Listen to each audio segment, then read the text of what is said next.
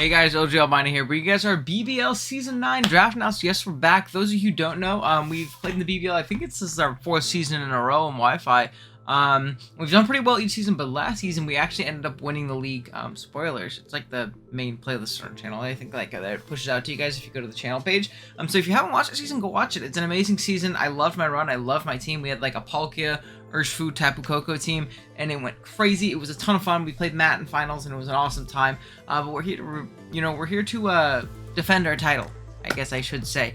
And I think we have an awesome team to do it. I'm feeling a lot more confident in my play in the time and since NCP and Pack have ended. I've been playing much better, and even towards the end of those seasons, I felt as if I was playing much better. So I'm excited to come back strong and defend my title and play well this season. So if you guys do enjoy today's video, if you like the team, if you're excited for the season even, be sure to drop a like on the vid, as well as sub to the channel. We're on our way to 1,000 subs, and I'd really appreciate it if you help us out. The support on the channel has been amazing lately, so yeah, again, I really appreciate it, guys. But yeah, that being said, let's go jump into, and check out all the other BBL coaches in the description below. They should all be uploading their draft analysis today as well. So, jumping in, we had 10th pick overall. Unfortunately, no champions perks, which sucks because we allowed Mewtwo and Yveltal this season. I for sure would have scooped me up a Mewtwo. I want to use Mewtwo so bad, but unfortunately, we're not going to get the opportunity to use it this season. But because of the fact that we allowed a couple more better Pokemon, that means that some of the Pokemon that would have gone a little bit earlier prior went and fell a little bit lower to us, which is, always fun. Getting a bigger, better broken Uber is always a good time. I really wanted to use Zekrom in a full season. I used it in my BBT run, which was a tournament. I used it there, but I unfortunately didn't end up getting that. I think it went the pick before me, unfortunately, just like last season where I wanted to use it too. But I guess last season was a blessing in disguise because Palkia went crazy. But maybe it's going to be the same this season, who knows. But there was another Pokemon that fell to me that I'm pretty surprised fell, and it's arguably a top 5 Pokemon in this Uber format, like as a Uber, in Lunala. This Pokemon is nuts. I did not play one last season. The season before, though, I played it week 1 against Gladite. I think Gladite won the league, right? I don't know. I think Gladite won the league this season with Lunala, and he tore me up with an Agility Meteor Beam set, which I didn't even know I got, and I think that's kind of just like telltale what this thing can do. It is so damn versatile with all the moves it gets. Shadow Shield is basically multi-scale, which is a really nuts ability on a Pokemon as bulky and as strong as this thing. Ghost is the best offensive typing in the game in Generation 8, so having an Uber that is a Ghost type is pretty scary. Psychic is a great secondary typing. We also get Moonblast and Focus Blast for, dark types and normal types that would, typically want to pivot in on those moves on us, which I think is really, really important. With Shadow Shield, we can live, a lot of hits from full. Honestly, there's very few that few moves that can OHKO Lunala from full HP, which I think is really, really important. We even get things like Calm Mind, Agility, like we said, but it also gets Reliable Recovery and Roost. I can Willows. I get Ice Beam for coverage. I get a bunch of different really cool options. This Pokemon is incredibly versatile. I hope I can tap into it well enough. It has a pretty solid speed tier, I believe, too, in 97, which is, obviously very, very solid. Faster than a lot of Ubers who sit at 90 and 95, which is another really, really clutch thing. And then 137, 89, 107 bulk with 113 attack and 137 special attack. This thing is very moldable. With heavy duty boots, I can ensure that I always have my Shadow Shield. Like, there's a ton of things I can do with this thing, and I'm very, very excited to use it. Hopefully we can do Live Proud, because I know this is like her favorite Uber, and she thinks this thing's like the most broken thing in the format. So the fact that we got it at 10th, I'm definitely not complaining. So yeah, with that being said, jump into the next one, which is going to be Garchomp, another phenomenal Pokemon here. We used it in NCP recently. Unfortunately, didn't do the best there, but that doesn't mean Garchomp's not an amazing Pokemon. Dragon Ground as a stab option is phenomenal. And again, having a dragon that's faster than most of these Uber Dragons, where Palkia, I think, is like the fastest one, really. At least the top off of my head. Hits base 100, we're faster than that. We're faster than Ray and Dialga and, Zekrom and Reshiram and all these scary dragons. We're faster, so with the Scarf, we can potentially outspeed them at +1, and we outspeed them neutrally as well, which again is really, really important. It gives us a solid rocker. It gives us something to really break through bulky steals that might want to pivot in Lunala's Psychic Stab or just generally sponge hits from Lunala in general, which I think is really, really clutch. It gives us a very solid rocker. It gives us an SD win con with Scale Shot and Swords Dance, and it gives us a really, really bulky, versatile Pokemon. Again, a lot like Lunala, where it can just end games and win on its own, but Defensive Chomp is great. Helmet Chomp is really, really annoying for physical attackers and really punishes momentum-based teams and things like that. Teams that want to click U-turn the entire game. Helmet Chomp can really, really be a deterrent for that. So I love Garchomp. I think this Pokemon's absolutely amazing, and I think it fits pretty well here. Next up, we ended up grabbing Buzzwole. This thing pairs great with both Lunala and Garchomp, in my personal opinion. I think with Lunala, it covers it really great, and I think that defensively switching to Lunala, do not appreciate Buzzwole. Dark and normal types get absolutely bullied by it, and Garchomp really doesn't appreciate fat grasses, and ice types can threaten it out offensively, whereas Buzzwole can threaten both of those, and switching to grasses usually really darn well. It also gives me a phenomenal knockoff switch in, phenomenal dark resist in general for, again, our Lunala. Now we struggle a little bit with fairies right now, but we can patch that up in a little bit, and this thing is just absolutely amazing though, and it gives us something that can check fighting types too, which I think is important with Lunala, because Lunala can obviously switch in on the fighting staff. We don't want to use our one Lunala to like check everything defensively. We want to be able to use it offensively, and two, don't have to worry about knockoff, which most fighting types do carry. Whereas even if they have like aerial ace coverage for Buzzwole, a lot of them aren't even 2-hit KOing it because this thing's such a monster defensively. And then cool offensive sets are also very valuable. Band and especially Scarf are very solid. We can still get an attack boost and a beast boost. We can bulk up a bunch of different fun options. So this Pokemon's amazing. And I think it actually pairs really well with our top 2 picks. Next up, we grab Togekiss. I want to grab my Fairy here as early as humanly possible. Again, giving me another thing for those dark types that Lunala can appreciate. Now, Knock is a little bit more iffy to switch into just because of the fact that we don't want to lose our boots, so we can be weak to rocks if so. But again, it pairs really well with Lunala and Garchomp for aforementioned reasons. Really very similar reasons. A little bit faster, and then we can always like Serene Gauge Air Slash through a bunch of things and Thunder Wave things down, things like that. So it gives us good speed control in that manner. It gives us defog as well, which is really important to have with Lunala, so we're not forcing into running boots every week. We can defog away hazards, rocks, and spikes, and all that stuff, which our whole team really does not appreciate up to this point. So I think Togekiss is a really reliable defogger at that.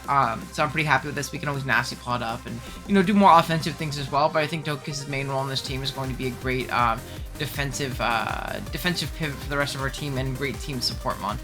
So I'm definitely excited we got this thing. It's pretty good at checking a lot of the offensive dragons in the tier 2. It gives me a very sturdy Urshifu check between Togekiss Buzzwole. We shouldn't be too scared of Urshifu either, which is always really nice to have. Okay, next up I want to grab a dark type for opposing ghosts, because we don't have a ghost resist right now, and Drapion is going to do that for us.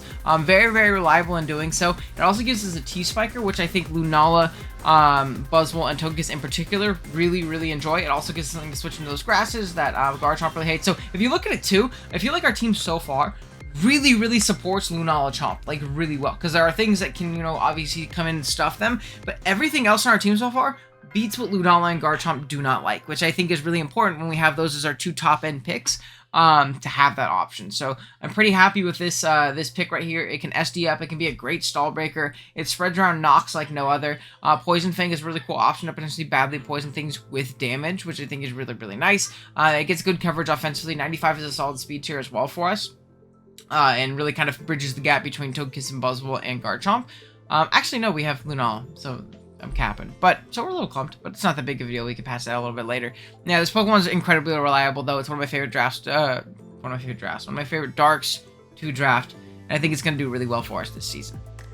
Next up, we grabbed our Steel type in Metagross. Another Pokemon that just fits the rest of our team so darn well. The only thing that I think our team really struggles with right now is really bulky waters, which we will patch in a little bit. But Metagross gives me another Ice Resist. It gives me a really bulky Steel type to kind of switch in, pivot in, do a lot of damage. It's a really reliable rocker. It can set up with Rock Polish and Weakness Pulsing with the game. Priority and Bullet Punch, and I think it matches up really well into a lot of Ubers as that, like, you know, AV Sponge that does a lot of damage, but, you know, like, isn't passive but can really sponge up those hits that we want. We can go with cool, like, Iron Defense Body Press sets. I've seen Metagross do really well with sets like that before, especially into like dark type pivots and things like that. So I think that's a really cool option. Bulky like rest Metagross with like body press can actually like really bully a lot of its counters and, like, you know, bulky waters and stuff like that. Not counters, I guess checks is a better way of putting it. But I think Meta actually fits really well on this team, and again gives me that phenomenal really solid rocker outside of Garchomp, and I think it's important to make sure we have multiple rockers outside of Chomp. So Metagross is going to put in some work here this season. Next up, we got Riku. I need something to bully bulky waters, and I need something faster than 110, and Riku gives me that 115 speed tier, and that one that massacres those bulky waters, which I think is really important. Now, I'm a bit iffy on Riku. I can never decide if I like this Pokemon or not, but I think on this team in particular, it does fit well, and it does what we really need it to do, and bully those waters and get us good momentum. Right now, we don't really have great means of momentum to get in our Lunala and our Garchomp and things like that, and even our Buzzwole or our Metagross, and Riku can definitely do so. It gets Scald for ground types, and I wouldn't ever draft an electric type that doesn't hit grounds in some way, shape, and form. I guess I drafted Regieleki last season, but that was to try it out. It sucked. But other than that, you know, I think Riku does, you know, fit that role with us very, very well. We can sub Calm Mind as well as a setup option. We can sub Toxic. I think sub Toxic is the best Riku set. I think it is so damn good. So that's obviously a great option. And we can pressure stall things, which is great as well. And I love pressure stalling. In fact, I love it so much that I drafted Suicune the round after. Now, I won't lie to you guys.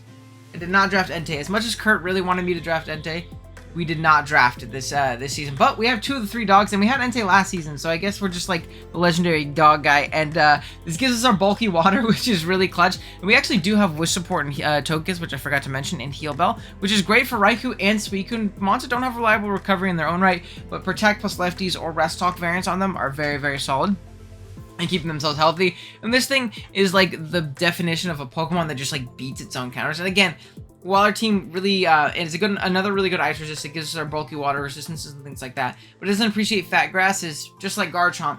But again, everything else on our team, I guess with the exception of Riku, really bullies those Pokemon down, which I think is really, really important. We can Calm Mind Protect, Rest Talk Calm Mind, we can sub Toxic, we can just Toxic Protect 2 attacks, or Toxic Protect Roar, or something like that. Like, this thing is incredibly moldable, incredibly solid, and really hard for a lot of teams to break, especially in conjunction with the very solid, you know, team that we have around this thing and the really solid bulk that we have around it right now. We have something great for electrics. We cover grasses really, really well as well. We have a really good freeze dry switch in our Metagross, so there's a ton of things that we really cover Suicune with very well on this team. So I'm excited to use it this season. I think it's really good. I like the start of our team a lot so far. I will not lie. I think this is one of my favorite teams I've drafted before. Next up, we grab Rabombi. I know I literally just dropped a video like a couple days ago saying this thing's shit, and I really do think it's not very good. But I was looking at the point values and, you know, what was left. I felt like I covered pretty much all of my bases before, so I figured maybe having a web aspect in the back isn't the worst idea in the world. It also gives me something blistering fast, faster than 115, which is always really, really clutch. And at the very least, it's going to force the prep of webs on my team. Now, I might end up dropping this thing. The other option I was going to go with was Alolan Ninetales, but I really didn't, like, and Veil was really solid for my team, right? And I thought that was a really cool option. And it's another Pokemon I shit on a couple days ago, too. But I thought about maybe giving it a shot, but then I really just did not like the aspect of Hail plus my Lunala, and either having to run, like, safety goggles or, what do you call it? Having to kind of play around and position around, having my Lunala in when Hail was up. It just didn't seem like a good time, and I didn't really want to mess with it, so I ended up going with Rabombi. It gives me that webs option, it gives me more momentum, which is, again, pretty solid, and, you know, it's just a nice amount of force prep in the back, which, you know, might end up being dropped a little bit later, but we'll see. And then lastly, we've got some great value here in our Roselia. Now, I know Roselia doesn't resist ground as a low-tier Eviolite like grass type, but we have Buzzwole Togekiss, so I'm not too worried about offensive grounds, and we even have Suicune, which checks most of them. So I'm honestly not too worried about having that resistance, and what Roselia gives me is the potential for spikes and another T-Spiker, but really it is those spikes, which I think things like Garchomp, Lunala, Buzzwole, Metagross, Riku, Suicune, like, they all really, really love that passive hazard damage, and I don't really have that option on this team otherwise. I have 2 rockers in Metagross and Garchomp, which, you know, they are very good rockers, but I didn't have any spikes other than this, so with the last 4 points of the draft, there really wasn't anything else that I liked, so I figured grabbing a very solid spiker would be a really cool option, giving me a fairy resist and a poison as well, taking a little bit of pressure off of Metagross, because Drapion, as bulky as it is, does not resist fairy, unfortunately, so I figured that was pretty solid here, and yeah, that's going to be the team. I think it's a pretty nasty team. Big shouts to Liv for helping me draft a ton with this. She basically, like, gave me an entire draft plan for this. I probably should have mentioned earlier, but I kind of forgot. So big shouts to Liv. I'm hoping we can come back and defend our title. We play Haze week 1, and he has a fucking Mewtwo, which we actually have one of the better Mewtwo matchups in the league. That doesn't mean it doesn't massacre us, though. I think that Pokemon is... Oh, man. We allowed it, and we really wanted to stretch and allow some fun stuff in the last season of BBL before Scarlet and Violet, and I think because of that, we're kind of in a tough spot against a couple of these Ubers, but hopefully we can snag the W against Haze. And yeah, I guess I'll end it on a big yawn. Thank you guys so much for watching. If you guys enjoyed, drop a like. If you're new here, drop a sub. I'll see you guys next time.